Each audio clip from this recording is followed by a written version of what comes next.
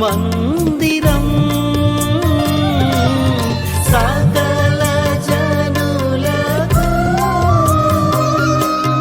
ప్రార్థన మందిరం దేవుని ఆలయం సర్వోన్నతుని నిలయం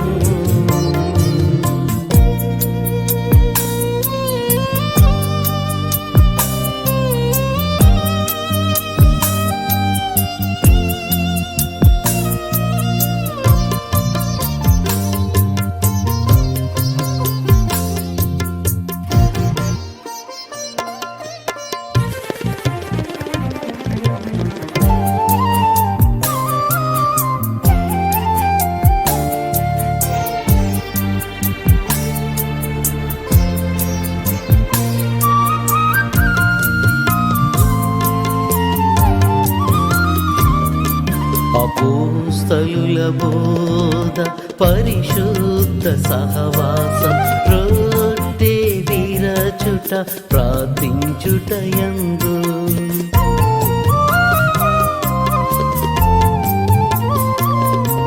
అపోస్తలుల బోధ పరిశుద్ధ సహవాసం రొట్టె విరచుట ప్రార్థించుటయందు ఎడతెగా కాయుందుము నీ మందిరములో నివసింతుము ఎడతెగా కాయుందుము నీ మందిరములో నివసింతుము దేవుని ఆలయం సర్వోన్నతుని నిలయం దేవుని ఆలయం సర్వోన్నతుని నిలయం సకల జనులకు ప్రార్థన మందిరం సకల జనులకు ప్రార్థన మందిరం దేవుని ఆలయం సర్వోన్నతుని నిలయం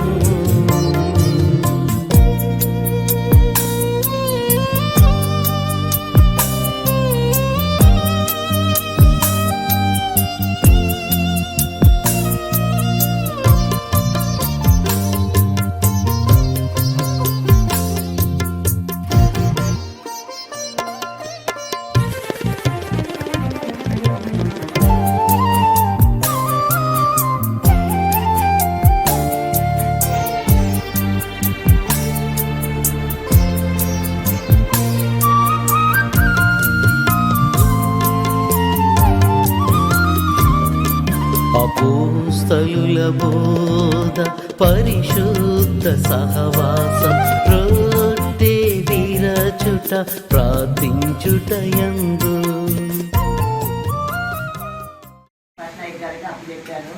ఇవి ఎక్కడ అమ్ముతారో నాకు తెలీదు, మీరే కొని ఈ 16 ఈ 16 కొని మాకు మీరు ఇవ్వాలి.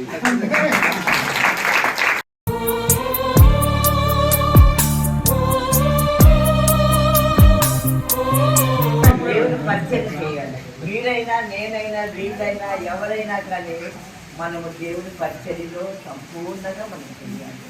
దాంట్లో మనం ఏ స్వార్థము ఉండకూడదు. స్వార్థం విడిచిపెట్టాలి. ఎందుకంటే యేసయ్య ఈ లోకానికి ఆయన వచ్చాడు. ఎందుకు వచ్చాడంటే రక్షించిన దాన్ని వెతకి రక్షించడం కోసం వచ్చాడు. వచ్చి 30 సంవత్సరములు ఆయన దాసుల వల్లే జీవించాడు. ఇంత గొప్ప దేవుడు అండి, దేవుడు అండి. సంపూర్ణ మానవుడిగా ఆయన జీవించాడు. ఈ లోకంలో తల్లి చోటను ఉన్నాడు. కుటుంబ బాధ్యత వహించాడు. అక్కడి అంతములను పోషించాడు. వడ్రంగి పని చేశాడు. తల్లికి ఎంత పరిచయం చేశాడో. మేము వెళ్ళాం రెస్టారెంట్కి. అక్కడ నీళ్ళు ఉంది, ఆ తాడు ఆ బకెట్ కూడా ఉన్నాయి. అక్కడ నుంచి వేసే నీళ్ళు చేసుకొచ్చి తల్లికి ఇచ్చేవాడు. ఎందుకంటే తండ్రి ఆయన జోసఫ్ గారు 15 సంవత్సరాలకే చనిపోతారు. అప్పుడు ఆ కుటుంబ బాధ్యత ఆయన వహించారు. తర్వాత 3-4 సంవత్సరములు ఆ బాధ్యత అయిన తర్వాత ఆయన పరిచర్యలోకి వచ్చారు. అది మీరు చేస్తున్నారన్నమాట. ఆయన బోధకుడై బోధించారు. ఇలాంటి పండుగ మీదే మత్తయి 5, 6, 7 చూస్తే పండుగల ప్రసంగాలే. అక్కడ కూర్చుంటే తండోపతండలుగా ప్రజలు వస్తే అక్కడ ఆయన కూర్చొని అక్కడ బోధించారు. అలాగే మీరు కూడా ఈ పండుగ చూస్తుంటే నాకు ఏసై చేసి పరిచయే మీరు చేస్తున్నారండి. చెప్పాలంటే పట్టణాల్లో మేము ఎంతో సుఖాన్ని అనిపిస్తున్నాం. కార్లు ఉన్నాయి మా పాస్టర్లకి, మా పెద్దలకి, చర్చిలకి అందరూ కార్లు ఏసీ కూడా ఉంది. చూడండి, ఏసీ పెట్టుకొని కార్లు తెచ్చుకొని చర్చికి వస్తాము, సూటు బూట్ మీద వస్తాము, వాక్యం చెప్తాము, మళ్ళీ మా యొక్క దేహాలు మీరు అలా కాదండి. మీ పరిచయం అమోఘమైందండి, గొప్ప పరిచయం అండి. ఇదిగో అయ్యమ్మ వాళ్ళు, విశ్వవాణి వాళ్ళు, ప్రేమ వాళ్ళు, వాళ్ళందరూ ఎక్కడ వీళ్ళందరూ కూడా కొన్ని సంస్థలు ఉన్నాయి. అవన్నీ కూడా ఎంత భారభరితమైనటువంటి పరిచయం చేస్తున్నారు. వాళ్ళందరూ కూడా వాళ్ళు ప్రార్థన చేయాలి. మన ప్రార్థన వాళ్ళు నడిపిస్తారు. వాళ్ళ సుఖాన్ని, వాళ్ళ భార్య బిడ్డల్ని, వాళ్ళ బంధువుల్ని, వాళ్ళ కుటుంబాన్ని వదిలిపెట్టి పండుగలకు వెళ్ళి, కోనలకు వెళ్ళి, ఎవరు ఎనలేని ప్రదేశాలకు వెళ్ళి దేవుణ్ణి పరిచయం చేస్తున్నారు, సువార్త ప్రకటిస్తున్నారు.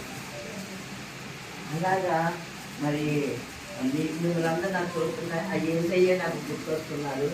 ఏసయ్య కూడా ఇలాగే అంగి వేసుకుని ఉంటుంటారేమో, నేను అప్పుడు చూడలేదు. కానీ ఆయన ఆ పంట ప్రాంతాల్లో, అడవి ప్రాంతాల్లో ఆయన శిష్యులు కూడా పామలే, చదువు లేని వాళ్ళే, విద్య లేని వాళ్ళే, చేపలు పట్టేవాళ్ళు. చూడండి అంత గొప్ప దేవుడు మన దేవుడు. ఆయనకి చదువుతో పని లేదు, డిగ్రీలు అవసరం లేదు, డాక్టర్లు అవసరం లేదు, వకీలు ఎవరు అవసరం లేదు. ఆయనకు కావాల్సిన ఏంటంటే మీలాంటి వాళ్ళు, నాలాంటి వాళ్ళని సామాన్య మనమే కావాలి ఆయనకి. అందుకే ఆయన లోకానికి వచ్చాడు అనమాట. ఆయన ఎంపిక చేసుకొని ఆయన ఏం చెప్పాడు వాళ్ళ శిష్యులకి, మిమ్మల్ని మనుషుల పట్టి జాగ్రత్తగా చేస్తానన్నాడు. ఆ పనిగా మనకి నీకు అప్పు చేశారు దేవుడు. పాత్రలు అంటే మనుషులు పట్టే జాగ్రత్తలండి. మీరు వాడు వల వేసి పట్టేవాళ్ళు సముద్రంలో, ఎక్కడుంటాయో తెలియదు కానీ ఉన్న ప్రదేశాలు కలుపుకొని అక్కడ వల వేసి చేపలు పట్టేవారు. మీరు కూడా ప్రేమని వల వేయాలి వాళ్ళకి. ప్రేమ అదే పరిచయం, మెయిన్ అదే అండి.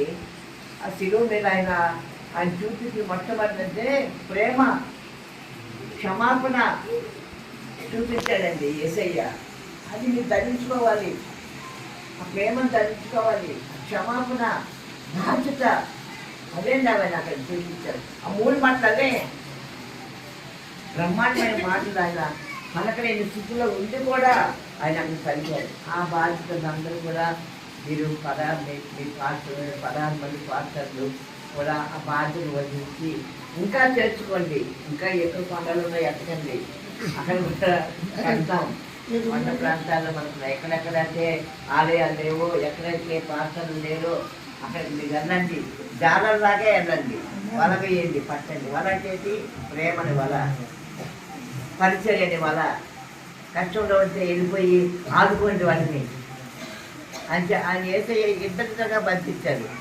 పరిచర్య ఇద్దరిగా 12 మంది శిష్యుల్ని ఇద్దరిగా ఆయన పంపించారు.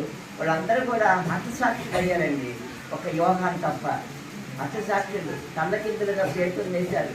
పౌరులు అయితే గొడ్డంతో నరికి చెప్తారండి. నేను ఏంటంటే ఆ ప్రదేశాలు నేను చూసి చెప్తున్నాను మీకు, ఇది కాదు. కొంతమందిని అయితే ఆ స్తంభాన్ని కట్టేసి దాన్ని గడ్డి చుట్టేసి పెట్రోల్ కృష్ణాలో పోసి అవి డీజిల్లో తాడు పోసి ముట్టించేవారు. అదే వెలుగట్టే వాళ్ళకి. చూసారా ఎన్ని సంవత్సరాల ఈ కొండక్కడ మేము గొప్ప కాదు. పోసే పోతాం దేవుడి గారికి. ఒకవేళ సిప్పై పోతే దేవుడి గారికి వెళ్ళిపోతాం. మరి మీరు పరిచయండి గొప్పది. మీ పాత్రల్ని మీరు గౌరవించాలి, ప్రేమించాలి వాళ్ళని. వాళ్ళలో మీకు దేవుడు పరిచయం చేస్తున్నారు. నీకు నిత్య రాజ్యానికి. ఎందుకంటే మనకి ఇది సమయం చాలా తక్కువగా ఉంది, చాలా తక్కువగా ఉంది. యుద్ధాలు మనకు చెప్పే గ్రంథంలో పెట్టారు సూచనలు కూడా. ఆయన మధ్యాకాశానికి వస్తారు, కడబోల బొయ్యను ఓదగానే సిద్ధపడ్డవాడు మాత్రమే ఎత్తపడతారు. ఎంత భయంకరమైన చాలా భయంకర. ఆ రోజు కొంచెం కలిగిస్తుందా సిద్ధపడ్డవాడు మాత్రమే మహిమ వస్త్రాలు ధరించుకొని ఇలాగే ధరించుకొని మధ్యాకాశానికి ఎత్తపడతారు.